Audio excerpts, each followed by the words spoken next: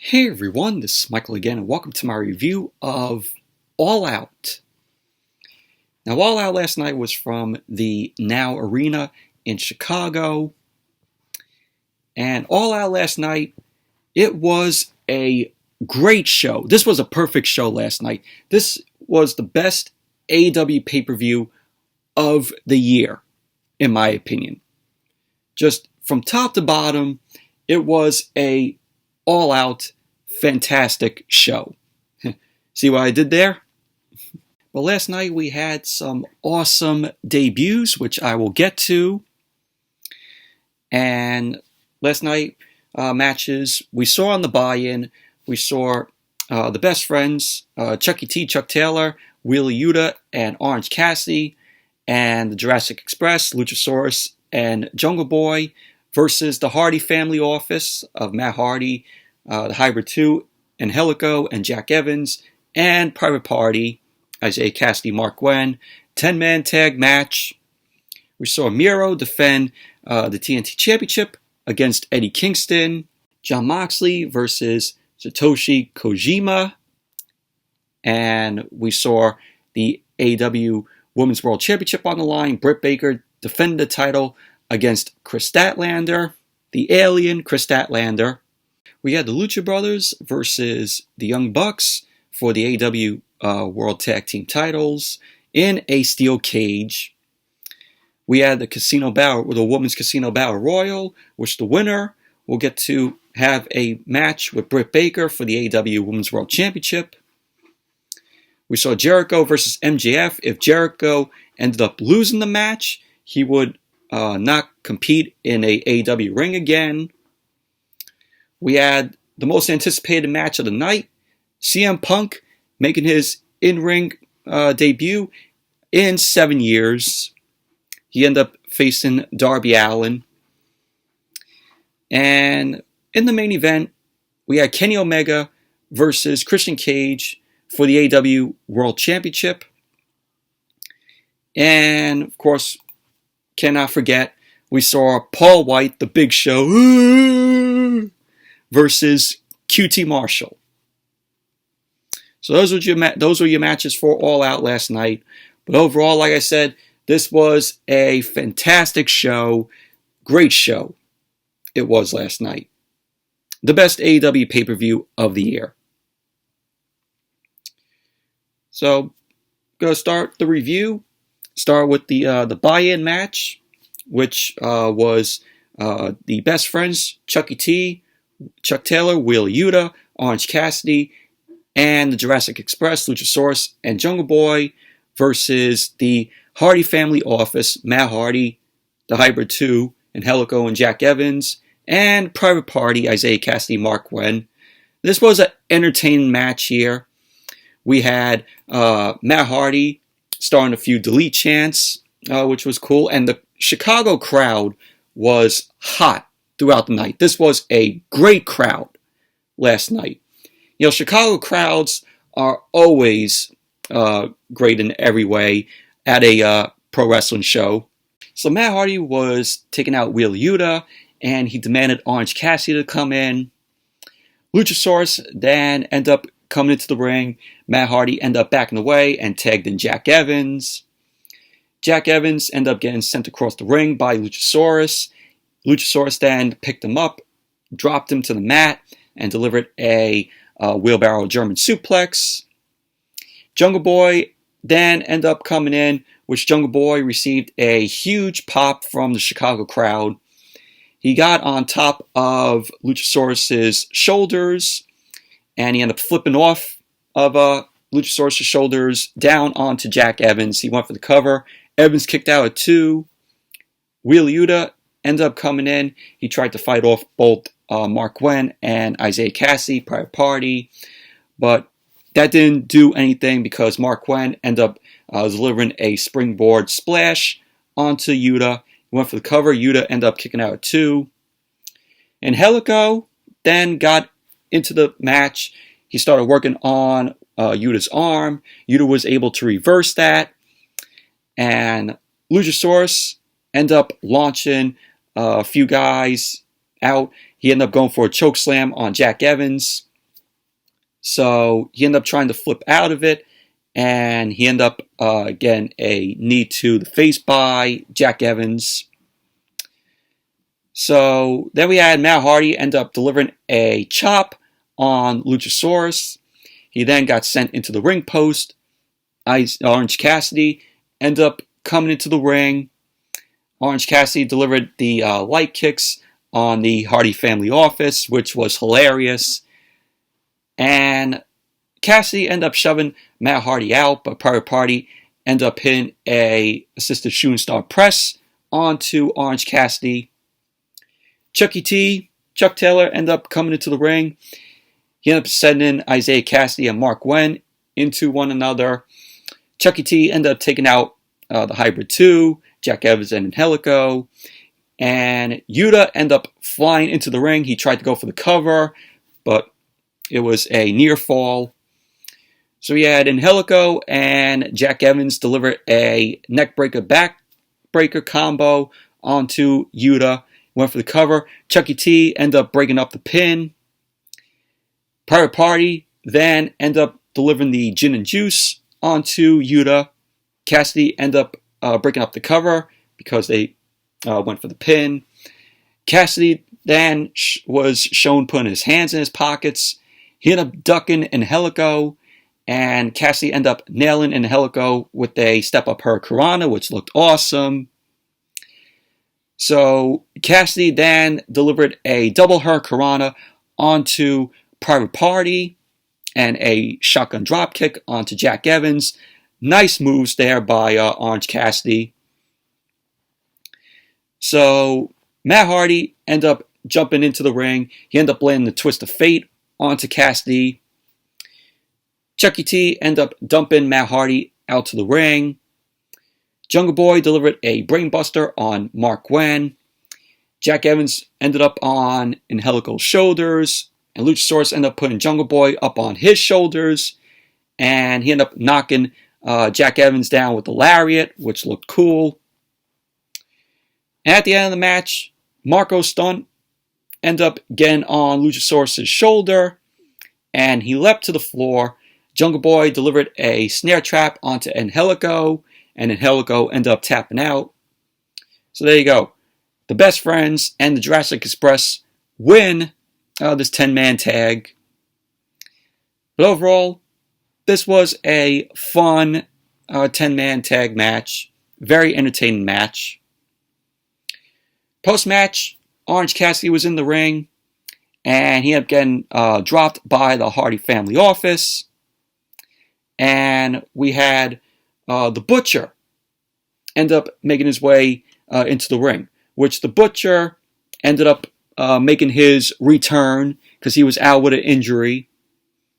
So he's been away for months.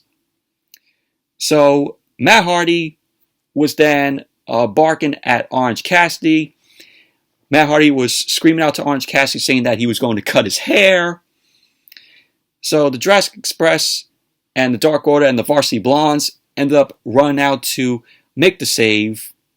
And then we had a hug in the ring. And that was that. So overall, fun 10-man tag match. Very entertaining. The wrestling here was great from these guys. And the wrestling throughout the night was top-notch, in my opinion. It was very good. And then we had also on the buy-in, we had Dan Lambert up in the box, up in his own box. He had George Masvidal, Junior Dos Santos, Andre Arlovsky, and Dan Lambert ended up cutting a promo. He ended up saying that they are dangerous men and need to take it to the next level. And Scorpio Sky and Ethan Page was also with Dan Lambert. Scorpio Sky then got on the mic. He ended up saying that they're going to get out of the comfort zone and into the danger zone with American Top Team. So then Dan Lambert ended up saying that the group is ready to go and will take out whoever he directs them to. So Dan Lambert there has a new team. American Top Team is what they're going to be called. So what is this? Dan Lambert has a team of jobbers. Looks like it. Except for Ethan Page and Scorpio Sky. I mean, the other three, what is this? Going to be some jobbers that Dan Lambert put together? So that was what we saw on the buy-in. And now we get to the regular matches for the pay-per-view. So All Out kicked off with the TNT Championship on the line. Miro defended the title against Eddie Kingston. This was a good match here. The crowd was very well behind Eddie Kingston. Had chants for Eddie. We all love Eddie Kingston. He's that good in the ring. He's that good on the mic. Whenever he's on the mic, you have to listen to what he has to say because he has great mic skills. Eddie Kingston is just that talented. So Miro and Eddie Kingston were taunting each other as the bell rang. Miro was looking to go for the game over on Eddie Kingston, but Eddie Kingston ended up reversing that. Eddie ended up trying to go for a suplex, but Miro ended up getting in the way and bailed out to the floor. Kingston delivered a kick, which Miro ended up blocking. Kingston then ended up poking Miro in the eyes. And Kingston then delivered a chop in the corner to Miro. There were some loud chops that echoed throughout the Now Arena. And it was just back and forth chops. Kingston ended up getting Miro out to the floor. He was looking to go for a splash off the apron. But Miro ended up turning that around. And Miro ended up delivering a power slam to Eddie Kingston. He then sent Eddie Kingston into the ring post twice. So we went back to the ring. Miro ended up biting Eddie Kingston's hands, which was crazy. So Miro then ended up choking Kingston over the middle rope and landed a kick to Kingston's back. So Kingston was pissed off. He got back up, ended up slapping Miro. Miro then delivered some forearms and ended up dropping Eddie Kingston. Delivered an elbow drop to Kingston's face. Went for the cover. Kingston kicked out at 1. Miro then ended up delivering a drop kick to Eddie Kingston. He was taunting the crowd. He delivered a running splash to Kingston in the corner. Kingston ended up trying to go for a few chops. Miro ended up delivering a splash to Eddie Kingston. Kingston ended up moving and ended up hitting a nice enziguri. So Kingston ended up shoving Miro out to the floor. He was looking to go for a suicide dive, but Miro ended up taking a shot to Eddie Kingston's head, ended up kicking Kingston in the head. Miro then ended up getting into the ring, and he ended up walking right into a suplex from Eddie Kingston, and it was back and forth strikes from both Miro and Kingston here in the match. Kingston then delivered another suplex. He went for the cover, which Miro kicked out at 2. And Kingston was looking to go for a back fist on Miro, but Miro once again got out of the ring. Kingston ended up hitting Miro with an elbow suicide dive, which was cool. They went back into the ring. Kingston ended up dodging a single leg kick from Miro, and he then delivered a fisherman suplex to Miro. Went for the cover, which Miro kicked out at 2. Kingston was in the corner. Miro delivered a suplex. Kingston then ripped the top turnbuckle pad off while Miro delivered the suplex. So Miro then delivered a single leg kick to Kingston. Miro was calling for the game over. Miro locked in the game over. Eddie ended up fighting off the game over.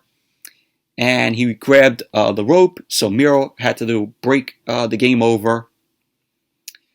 So Kingston ended up getting back up, delivered a spinning back fist and a DDT to Miro. He went for the cover. Miro kicked out at 2 because the referee was slow to count. Because the ref was trying to put the turnbuckle pad back on the top rope. So the crowd was booing the hell out of the ref because that could have been Kingston's win right there. Kingston could have won the TNT Championship right there. But no, the ref was slow. He was too busy focusing on the turnbuckle pad, trying to get it back up on the top rope. So Kingston was then looking to go for the pile driver. Kingston ended up delivering knees to Miro's head as he tried to throw Miro into that exposed corner with the turnbuckle that was ripped off by him. So the referee ended up getting in the way to stop Kingston.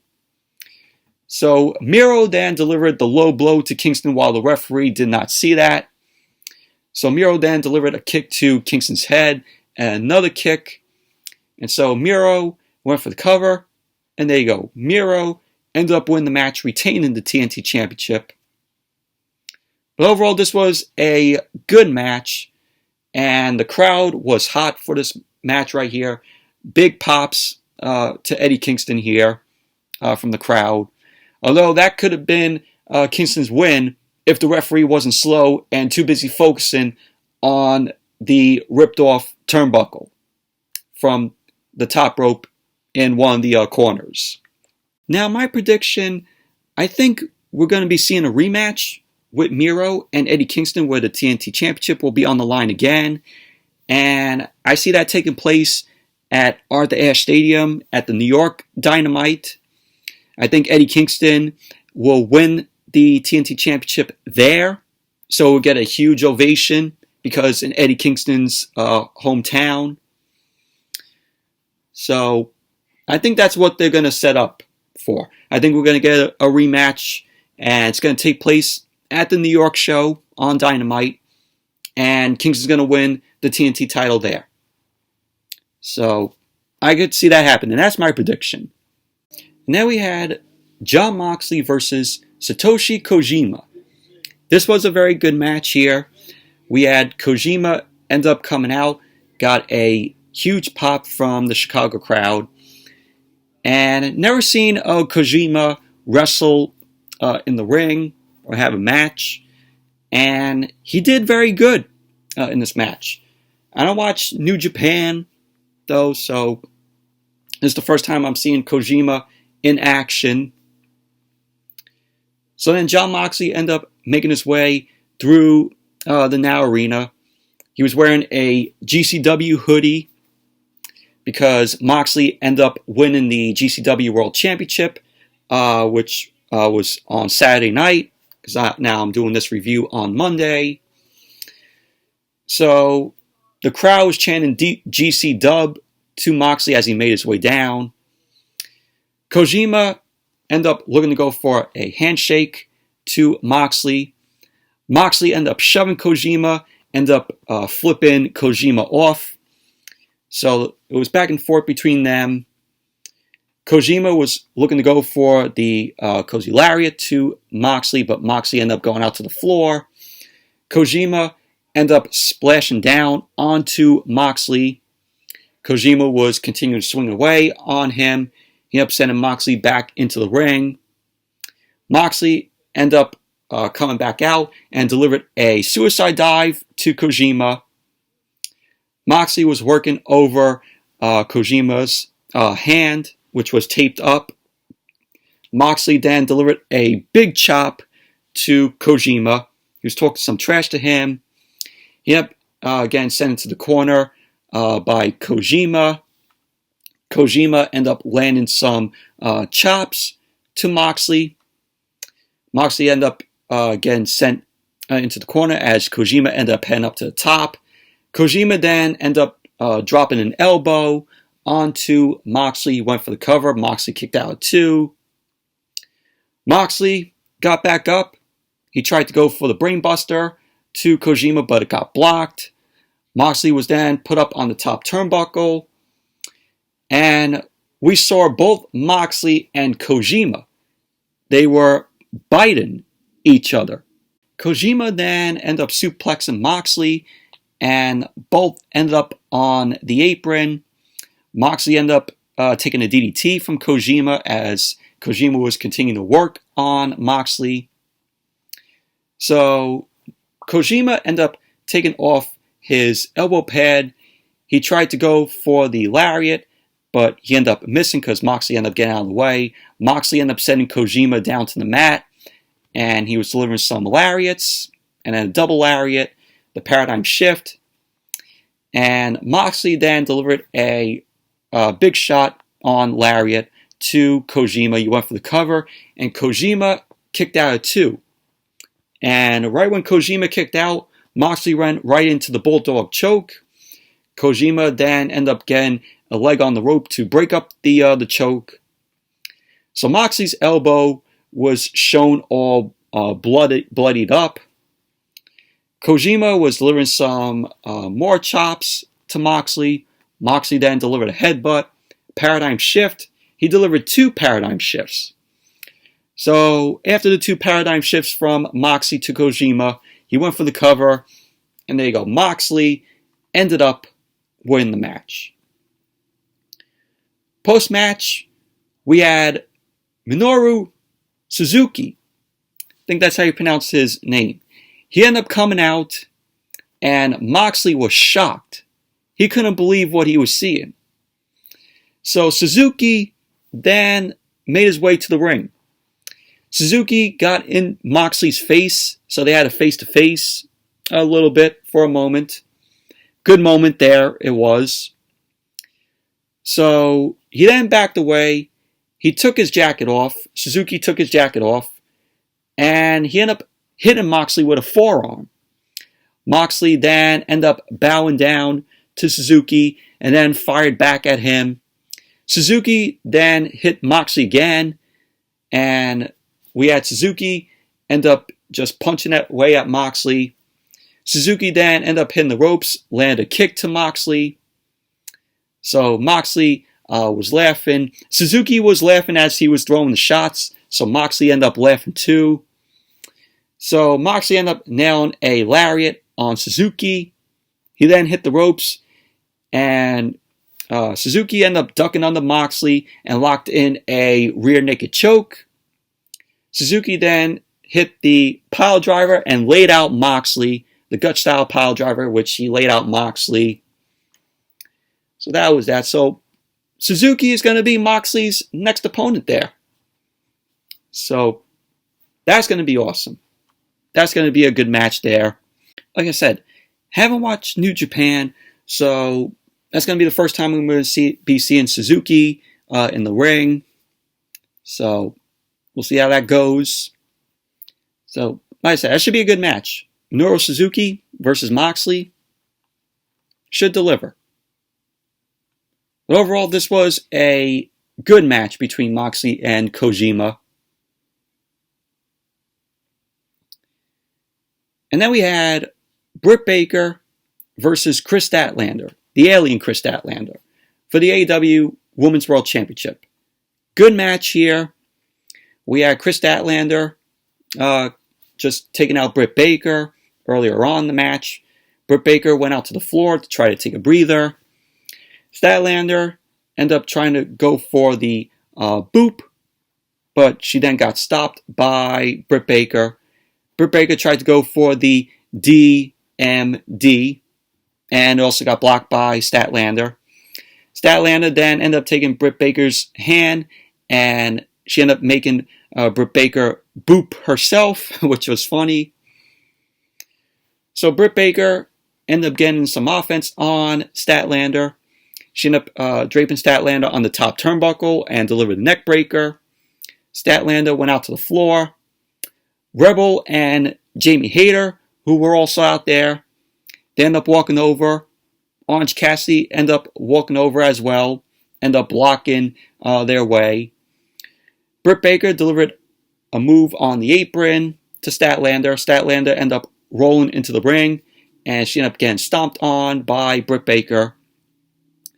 So there was back and forth shots being thrown by both Statlander and Britt Baker.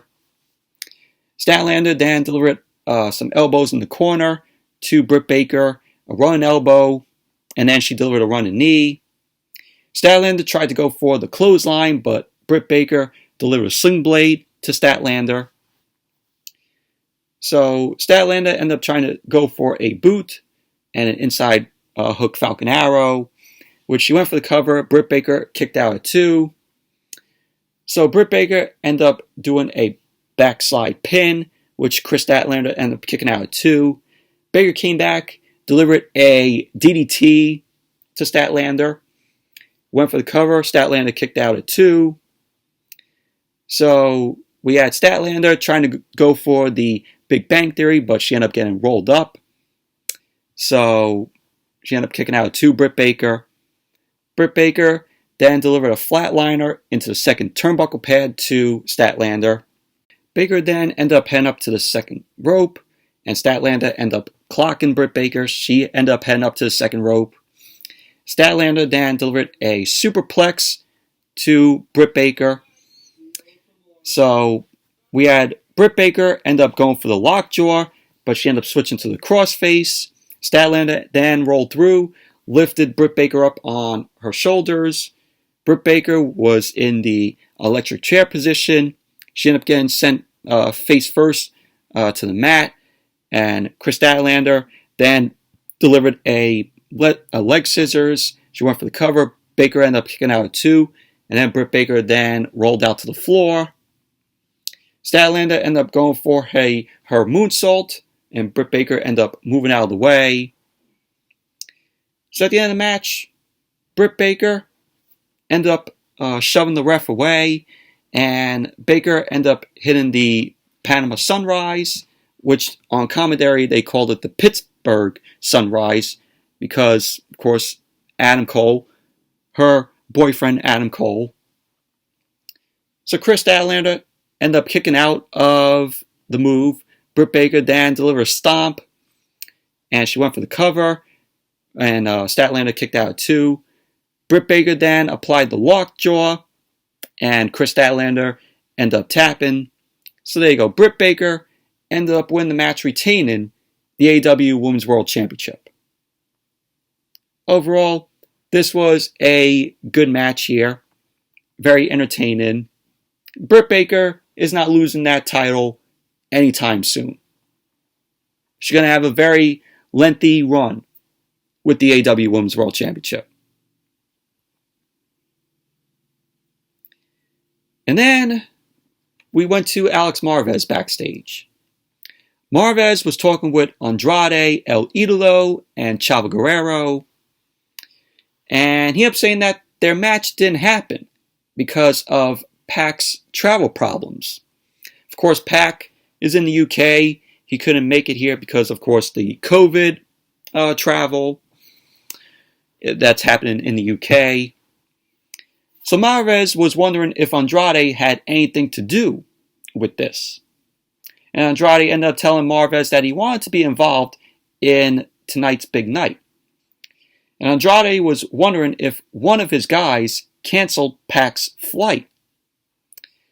So Chavo was like, oh, I didn't do it. So Andrade ended up saying that on a Friday, they will meet at Rampage. And he will defeat Pac. So they end up moving that match to Rampage for Friday, which, imagine if this match was on the All Out card last night. It would have been awesome. It would have made the pay-per-view even more awesome. So we're getting that on Rampage on Friday. Should be a good match. Definitely looking forward to it. And then we had the Steel Cage match for the AEW World Tag Team titles.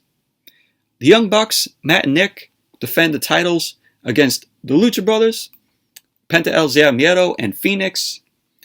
This was a great match. This was a great Steel Cage match. It was match of the night, in my opinion. Hell, this might even be another match of the year candidate for me. This was just such a good Steel Cage match here. Just a lot of action happening in the ring. Good wrestling from these guys. And the crowd reactions just made it even more awesome. So the Lucha Brothers, we had Penta and Phoenix. They end up getting a special entrance, which was awesome. The Bucks ended up coming out. We had Don Callis end up going on commentary for the match. So the match ended up starting with both of these teams swinging away at each other. The Bucks ended up trying to climb out of the cage. Phoenix ended up getting popped up by Penta, and he ended up hitting a double drop kick to drop the Bucks. Nick Jackson ended up getting kicked into the wall of the cage.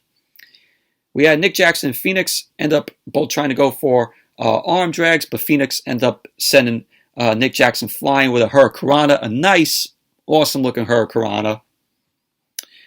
Penta ended up delivering a drop kick to Matt Jackson's back.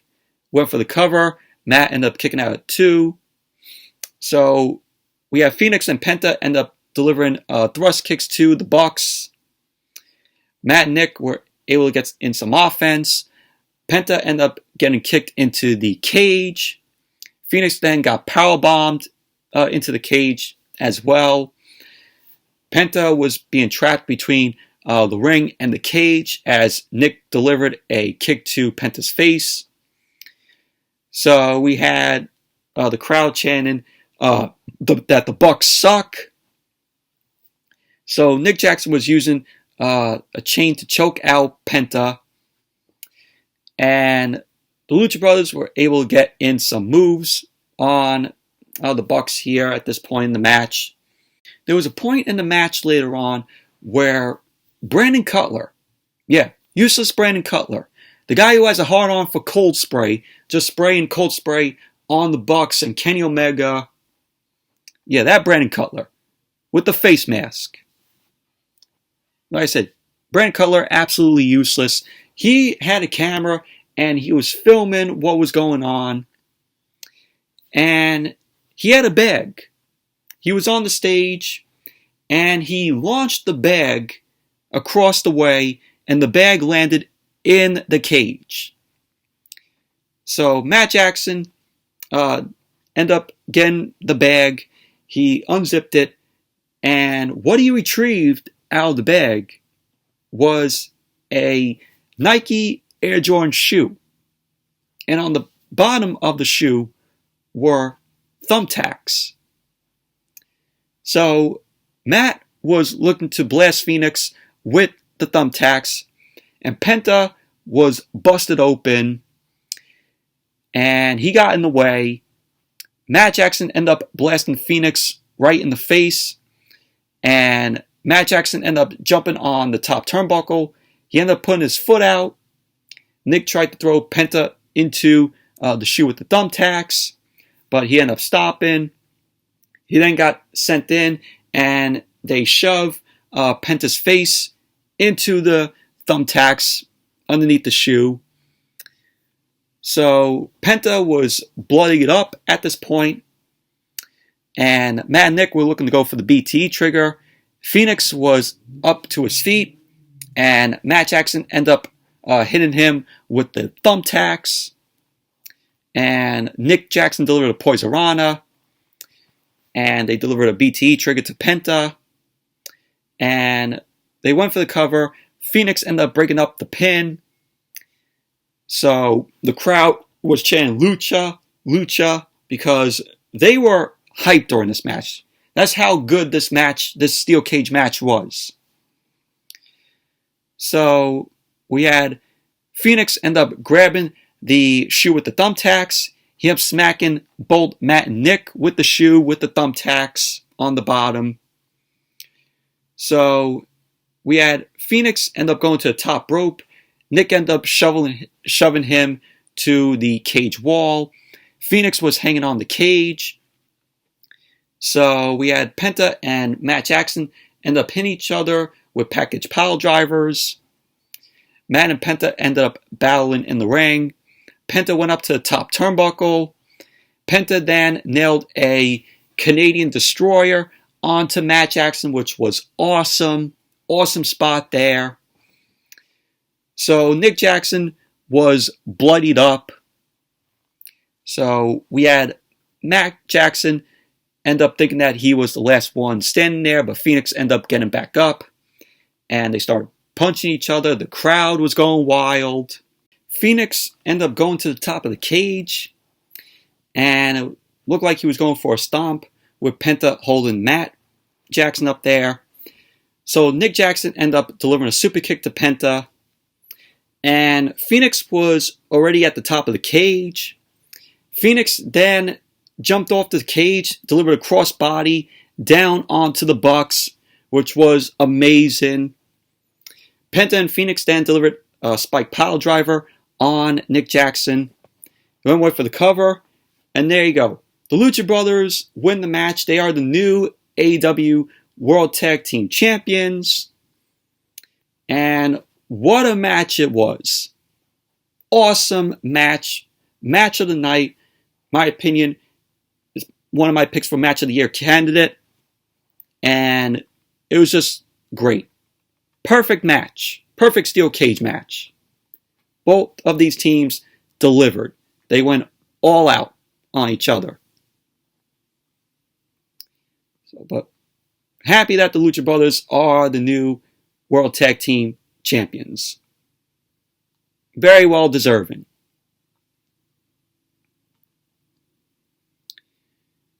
And then we had the Women's Casino Battle Royale.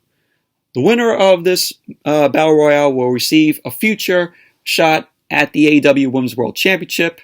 Face Britt Baker. So we had Hikaru Shida, Sky Blue, Emi Sakura, The Bunny, and Abaddon all come into the match first. So Hikaru Shida and Emi Sakura were looking to fight. Abaddon ended up screaming at them. They both ended up screaming back at Abaddon. Abaddon looked to go to bite Hikaru Shida in the corner. Sky Blue delivered a knee strike to the Bunny. And she ended up getting eliminated by Abaddon. And we had later on Anna Jay, Kiera Hogan, Kylan King, Diamante, and Nyla Rose into the match. So they began battling. And then Thunder Rosa, Penelope Ford, Riho, Jamie Hayter, and Big Swole got into the match later on. You know, always good to see Thunder Rosa and Riho returned. So, good to see them. So we had Tay Conti, Red Velvet, Layla Hirsch, Jade Cargill, and Rebel, which I don't know why she had to be in this match. We all know how much Rebel sucks. And yeah, she did get eliminated. Rebel has no point being in the ring. And then we had only the Joker.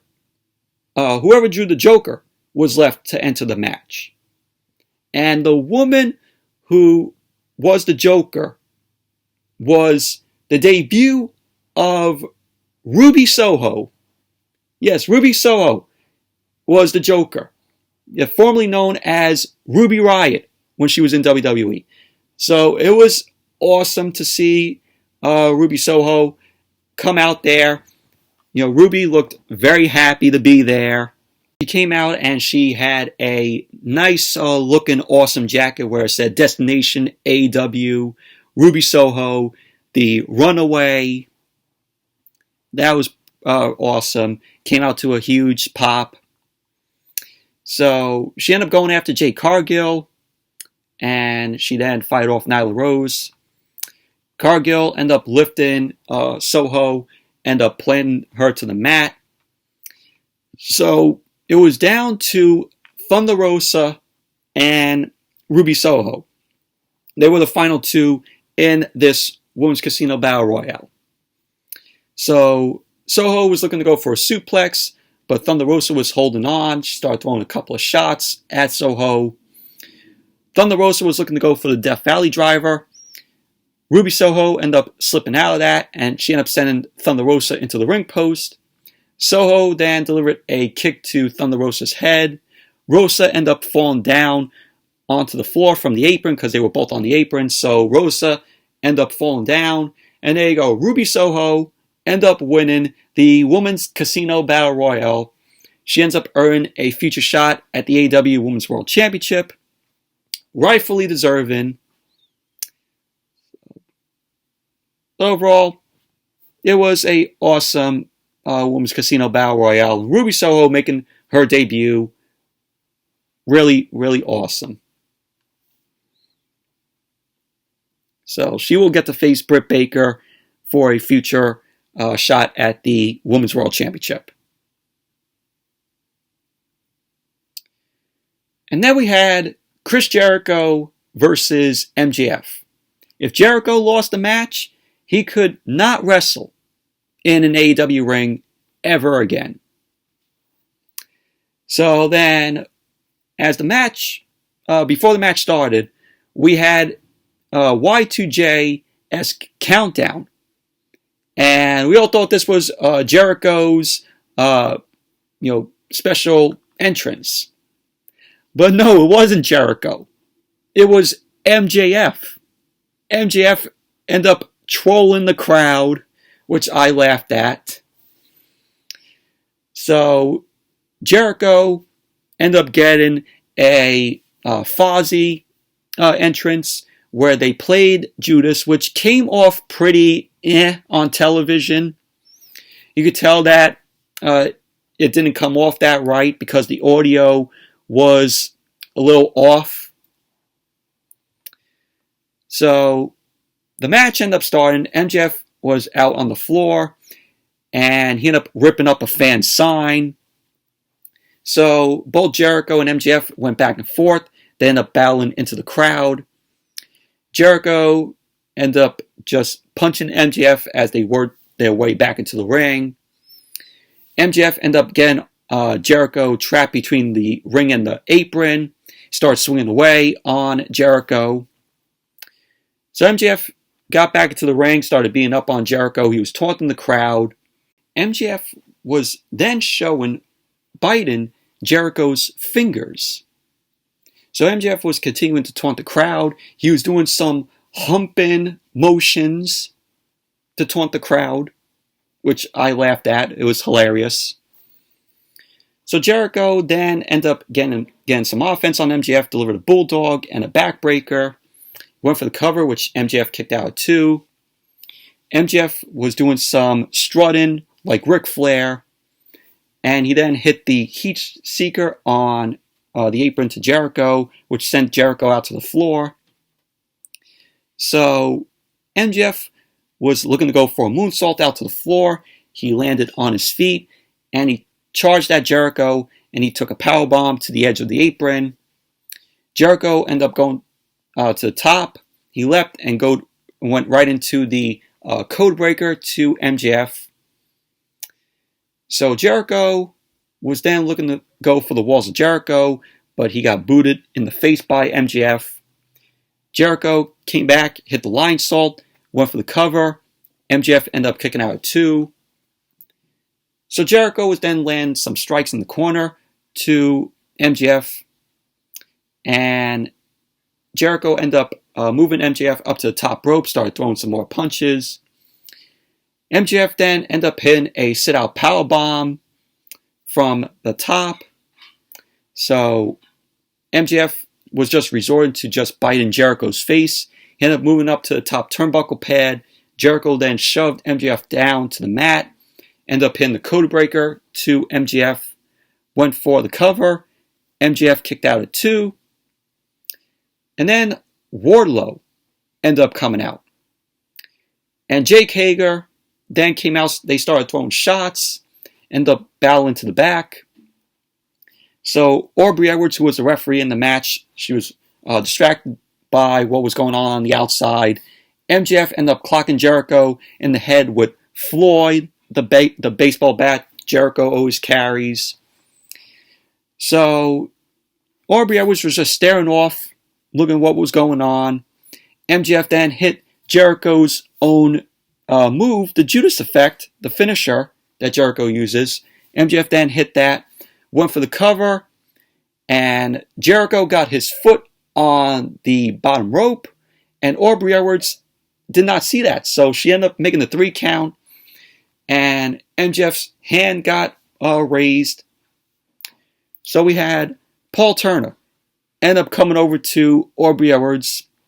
Paul Turner, of course, another referee. He ended up telling Aubrey that Jericho's foot was on the rope before the 3 count. So Paul Turner then ended up going to Justin Roberts on what happened.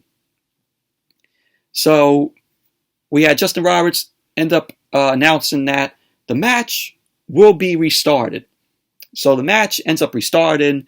MJF was shown yelling at Aubrey Edwards. He ended up shoving her. You don't put your hand on a woman, MJF. So Aubrey Edwards then came back, shoved him back. Jericho ended up delivering a roll-up, which MJF kicked out at 2. MJF ended up locking in the Fujiwara armbar on Jericho. Jericho got the reversal into a pin. And Jericho was scrambling. He was able to apply the walls of Jericho. MJF was scratching his way to the ropes. He ended up biting his hand in pain. So Jericho ended up pulling MJF back to the center of the ring. And MJF ended up tapping out. So there you go. Jericho ended up winning the match. Post-match, we had the Inner Circle, Santana, Ortiz, Guevara, Hager. They ended up coming out to the ring. They gave Jericho a hug. And they ended up singing Judas. And that was that. But overall, this was a pretty good match here between Jericho and MJF. And then we went to the most anticipated match of the show. Everyone was looking forward to this match. Everyone's been talking about it. And yes, that is CM Punk versus Darby Allin. CM Punk back in the ring after 7 years of him not competing inside of a ring. He's been away from pro wrestling for that long. And the build for this, it was short, but it was done very good.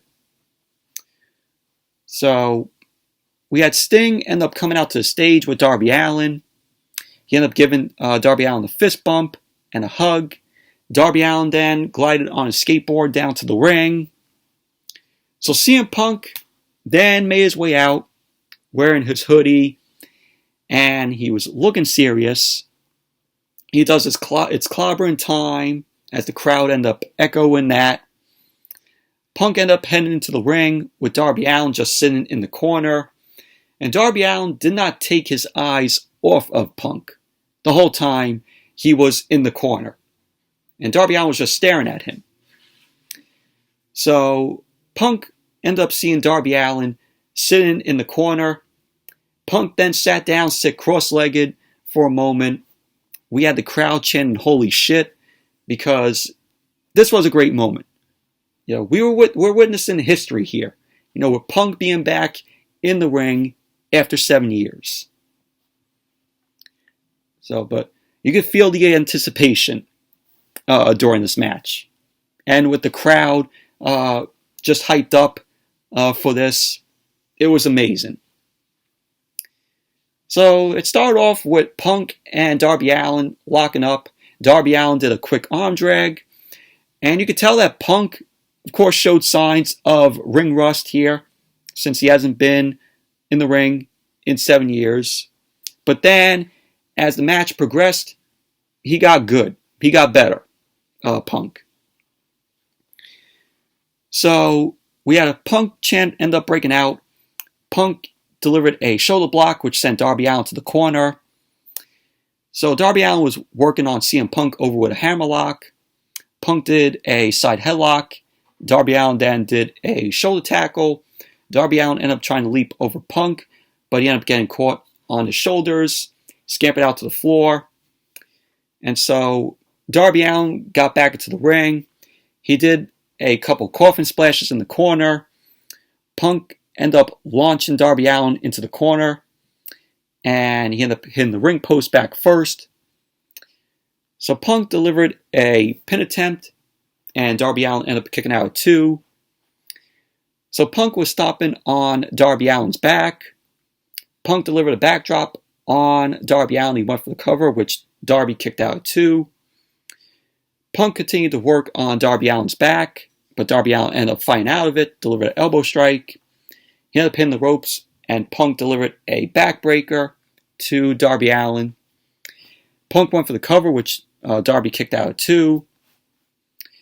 So Punk then focused on Darby Allin's neck as he was trying to slow down Darby Allin. Darby Allin delivered some slaps to Punk and then a springboard coffin drop. Went for the cover. Punk kicked out too. Punk went for was looking to go for the GTS, but he didn't. So Darby Allin ended up countering the GTS. He ended up rolling up Punk for a 2 count. So we had later on, both Darby Allin and CM Punk were looking to go for pins. Punk ended up cracking Darby Allin with the GTS. Darby Allin ended up going through the ropes. Punk ended up staring at Darby Allin for a moment. Punk ended up moving to the far corner to let the referee count for Darby Allin. Darby Allin was able to get back into the ring as the referee ended up counting at 9. So Punk then ended up hitting a big knee into the corner to Darby Allin, and he followed that up with a bulldog. So Punk ended up doing the GTS taunt, which was cool. So we had Punk end up lifting Darby Allin up, and Darby Allin then started delivering some elbows to Punk's face. Punk ended up dropping down to the mat, and Punk was out on the floor as Darby Allin ended up hitting a suicide dive to Punk on the outside, which was a awesome looking suicide dive. Darby Allin then ended up going to the top rope, ended up clocking Punk with a senton. He ended up bringing CM Punk back in.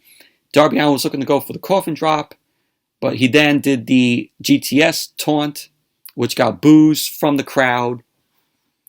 So Punk just sat up, and he was just laughing. Darby Allin then delivered a pin, which CM Punk ended up kicking out too. Punk ended up trying to go for the GTS, but it got blocked by Darby Allin as Darby Allin ended up trying to go for the Last Supper. So Punk then ended up delivering a lariat to Darby Allin.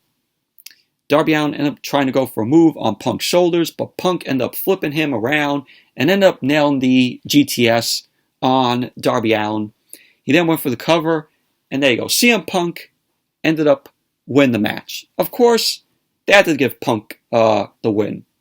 The right guy ended up winning. Post-match, we had Punk end up rolling to his knees. He looked to be emotional. So Punk ended up holding up 7 fingers for being away, of course, for 7 years. So Darby Allin was still out in the ring. Sting made his way down. Punk ended up looking on as Sting ended up walking over to him. Sting ended up putting out his hand. Punk looked at Sting. He then shook his hand. He shook Sting's hand. Punk ended up walking over to Darby Allin. Darby Allin ended up wanting to get up on his own. Punk ended up walking over to him. He shook Darby Allin's hand as a show of respect. Darby Allin ended up making his way out of the ring. And Punk then made his way up to the stage, started celebrating. And that was that. Overall, very good match. Lived up to the hype, in my opinion. And it was entertaining. It was history that we were seeing with Punk back in the ring.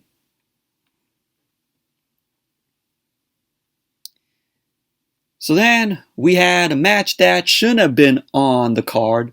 They should have just scrapped the match or put it on AEW Dark. And that was Paul Wight versus QT Marshall.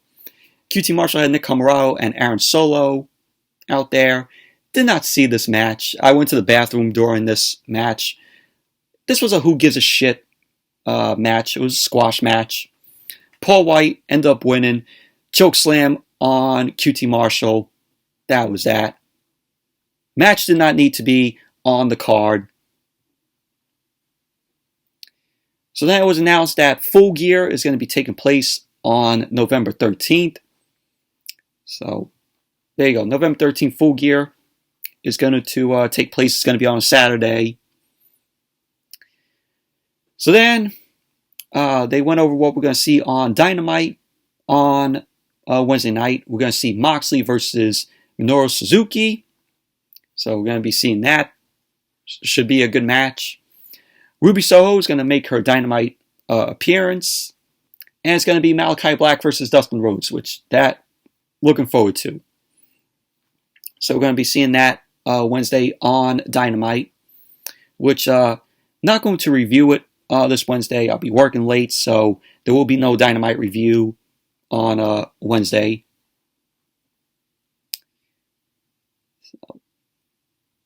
And then we had the main event. Kenny Omega versus Christian Cage for the AEW World Championship. We had Christian Cage making his way out first. And then Kenny Omega came out in his special entrance. The sweeper. So the match started off with Omega trying to go for the V-trigger right off the bat to Christian Cage. But he ended up missing the corner. Omega then delivered her Hurricanrana that sent Christian out to the floor. He ended up trying to go for a baseball kick, but Christian ended up avoiding it. He was throwing some chops to Omega. Ended up sending Omega into the barricade. And Christian then ended up going up to the top. And he flew down on Kenny Omega. And Don Callis was also out there at ringside. So a table was pulled out from under the ring and put over Christian. Omega ended up leaping off of the apron. He ended up doing the double stomp down through the table onto Christian, which the table ended up breaking. Omega then ended up setting up another table on the floor, and he was going to suplex Christian through the table. But Christian ended up reversing it. Omega was suplexed on the floor from Christian Cage. So both Christian and Omega ended up making their way back into the ring. They went back and forth. Omega got some momentum as he knocked Christian off the top rope, sent him to the apron out to the floor. Omega was looking to go for the moonsault off of the barricade, but he ended up slipping. He botched that. So he then hit the moonsault off of his second attempt onto Christian. So both went back into the ring. Christian ended up getting sent chest first into the corner. Omega ended up heading up to the top. And Christian ended up crotching him, and he went up with Kenny Omega. Christian ended up fighting back. He was looking to go for the Texas Cloverleaf, but Omega ended up kicking him away. Christian then delivered a reverse DDT to Omega, went for the cover. Omega kicked out at 2. So we had Omega got back up. He ended up jamming Christian into the corner.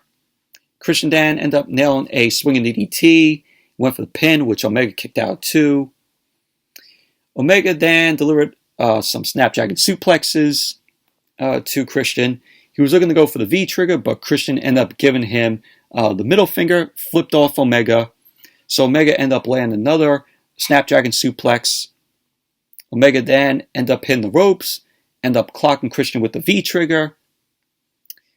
So we had Omega looking to go for a suplex, but Christian ended up not letting go of the ropes because he was near the table that was set out on the floor by Omega. So we had Omega then trying to go for the Snapdragon Suplex. Christian ended up fighting that off. He was looking to go for the kill switch Christian, but he ended up getting sent into the ring post by Omega. So Christian then ended up spearing Omega down through the table, which was cool. So they went back to the ring. Christian ended up delivering a spear to Omega's spine into the midsection. He went for the cover, which Omega ended up kicking out at 2. So Christian was shown having a cut on his ribs from that spear through the table. He ended up having a bloody mouth. He was bleeding from the mouth, Christian. So Christian ended up heading up to the top, delivered a frog splash. Omega ended up trying to go for a gut wrench suplex, but he couldn't pick Christian up. So Omega just end up kneeing Christian in the face. So we had Don Callis end up calling for the Good Brothers, Gallows and Anderson, to come out. Callis end up distracting the referee. Omega end up hitting Gallows by mistake. So Christian then end up hitting the kill switch on Omega. He ended up going for the cover, but he only got a 2. So Omega kicked out at that. Callis ended up getting in the ring, caused a distraction. Christian ended up chasing Callis off while Omega was sitting on the top turnbuckle. So Omega ended up gouging Christian's eyes. He ended up hitting the second rope, one-winged angel on Christian. He went for the cover, and there you go. Kenny Omega ended up winning the match, retaining the AEW World Championship. Post-match, the Young Bucks and the Good Brothers, Gallows and Anderson, ended up coming out to celebrate with Omega. Gallows ended up deciding to beat up Christian. We had the Jurassic Express end up running out. Omega ended up hitting Luchasaurus with the AEW World Championship. Omega then took the mic and he ended up saying, yes. Omega ended up saying that he doesn't care about hometown heroes. He ended up saying that nobody is on his level. He ended up saying that it doesn't matter where he goes. He remains the best. He ended up saying that the only people who ever have a chance to beat him are either dead, retired, or not even with AEW. So then the lights end up going out in the arena. And then we saw the debut of Adam Cole, baby! So Adam Cole ended up making his way down to the ring. This was very unexpected because Adam Cole's contract was up with WWE. It was that early. He did not have a 90-day clause where he couldn't compete for 90 days. So he ended up appearing last night at All Out. The crowd went wild. I was shocked because this was so unexpected. It was so expected for Adam Cole to appear last night. So Adam Cole made his way down to the ring. He got in front of Kenny Omega. And he then super kicked. Adam Cole then super kicked Jungle Boy. And of course, he ended up hanging out with Omega, the Bucks, and the Good Brothers. I mean, those are Cole's best friends. He's best friends with the Bucks and Omega and the Good Brothers. So we had both Matt and Nick kissing Adam Cole on the cheek. Both of them, both Matt and Nick kissed Adam Cole on his cheek. And Adam Cole then got on the mic and he ended up saying that the Elite is the most dominant group in this business. He ended up saying that there's no chance in hell anyone is going to stop them. So Kenny Omega ended up saying, now that's a happy ending. So Omega ended up doing his goodbye, good night. And then we hear Bryan Danielson's music ended up playing. Daniel Bryan ended up coming out. The crowd went wild. I mean, we all knew that Daniel Bryan was going to debut at All Out. We all knew. So he's now being called Bryan Danielson, of course, his real name. So he ended up jumping into the ring. He ended up helping up the Jurassic Express. So we had Bryan Danielson and the Jurassic Express. They end up fighting the Elite. Omega end up running out of the ring, of course. So we had the crowd chant yes to Danielson's kicks on Nick Jackson. And Bryan Danielson ended up clocking Nick Jackson with a running knee. He ended up giving Christian a hug. He ended up getting up on the turnbuckle. The Elite ended up making their way up the ramp.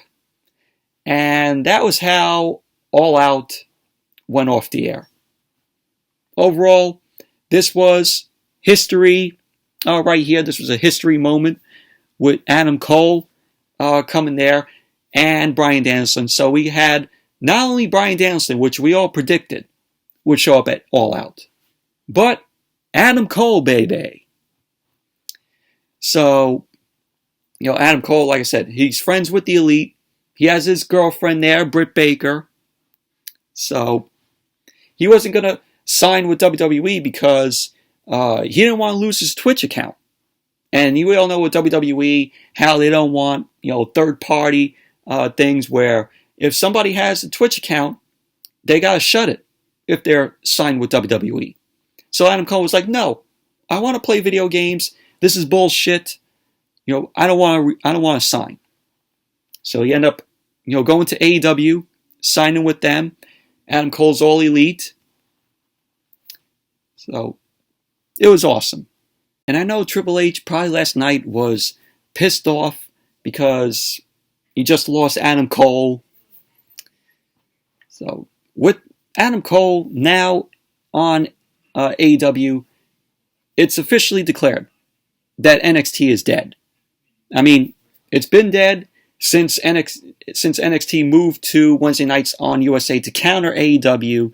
And then Vince McMahon and Bruce Pritchard are now going to be in charge of NXT. And then Adam Cole going to AEW. That was the nail in the coffin, the final nail in the coffin for NXT. So, but overall, All Out, awesome show. The main event, Omega and Christian Cage, was very good. But all in all Out was a fantastic show. It was the best AEW pay-per-view of the year. 10 out of 10 show. This was awesome. There was nothing negative about the show except for Paul Wight and QT Marshall. That was that. Everything else, perfect. So overall, that's it for my review of All Out. Thank you all for watching. Hope you all enjoyed this review. Know it was a long one. It's an hour long. So definitely give the video a thumbs up, comment, subscribe, and I will see you all later tonight for another shitty edition of Monday Night Raw. So stay tuned for the Monday Night Raw review tonight. And let's see how shitty this show is going to be after the awesome show that we got last night with All Out. So until then, see you all later tonight for Monday Night Raw.